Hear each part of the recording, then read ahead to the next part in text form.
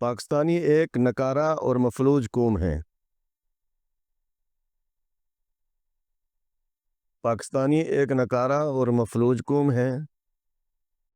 Professor Stewart نے اپنی الوداعی تقریر میں بڑی خوبصورت بات کی۔ اسٹیورٹ کا انتقال 103 سال کی عمر میں کیلیفورنیا میں ہوا۔ یہ اور ان کی بیگم دونوں 50 سال راولپنڈی گارڈن کالج میں پڑھاتے رہے۔ پروفیسر کی دونوں بیٹیاں پاکستانی ہندوستان میں پیدا ہوئیں۔ انہوں نے تعلیم بھی گارڈن کالج سے حاصل کی۔ چنانچہ یہ خاندان ہندوستان، پاکستان اور راولپنڈی کو بہت اچھی طرح جانتا تھا۔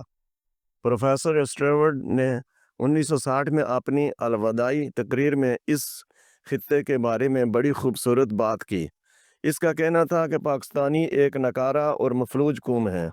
اس کا کہنا تھا کہ اس قوم کو پہلے اس کی مائیں نکمہ بناتی ہیں۔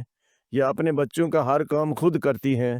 ان کے کپڑے دھوتی ہیں، استری کرتی ہیں، بچوں کو جوتے پالش کر کے دیتی ہیں، لنچ باکس تیار کر کے بچوں کے بستوں میں رکھتی ہیں اور واپسی پر باکسز کو نکال کر دھو کر خشک بھی کرتی ہیں۔ بچوں کی کتابیں اور بستے بھی مائیں صاف کرتی ہیں اور ان کے بستر بھی خود لگاتی ہیں۔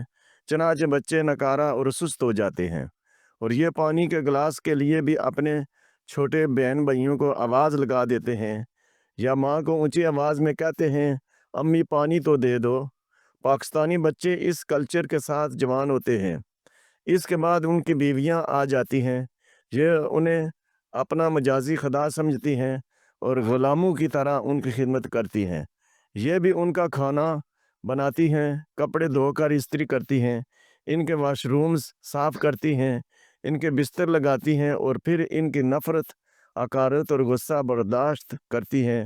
چنانچہ میں اگر یہ کہوں پاکستانیوں کی مائیں بچوں کی نرسیں، بیویاں ملازمائیں اور چھوٹے بہن بھائی غلام ہوتے ہیں تو یہ غلط نہیں ہوگا۔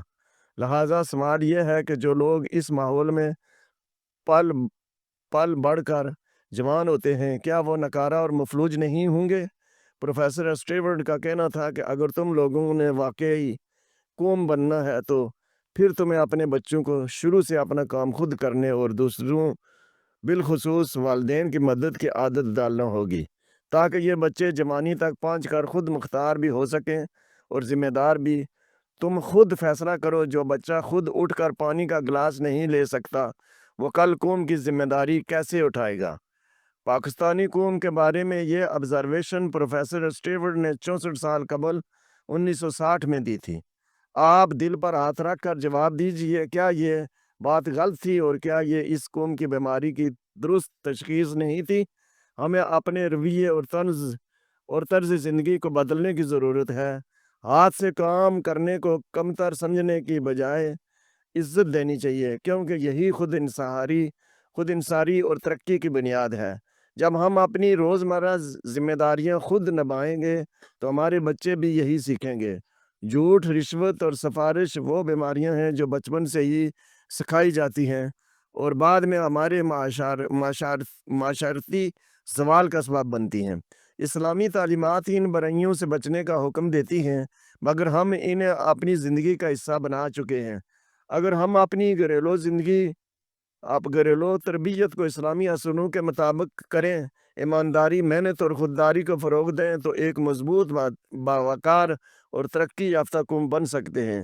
تبدیلی کی شروعات ہمیشہ گھر سے ہوتی ہیں۔ اگر آپ تاریخ، قرآن و حدیث اور موجودہ حالات سے باخبر رہنا چاہتے ہیں تو ہمارے چینل کو ضرور سبسکرائب کریں۔ ہم آپ کو مستند معلومات، مفید تجزیے اور اہم موضوعات پر آگاہی فراہم کریں گے۔ مزید جاننے کے لیے ہمارے ساتھ جڑے رہیں اور ویڈیوز کو لائک اور شیئر کرنا نہ بھولیں۔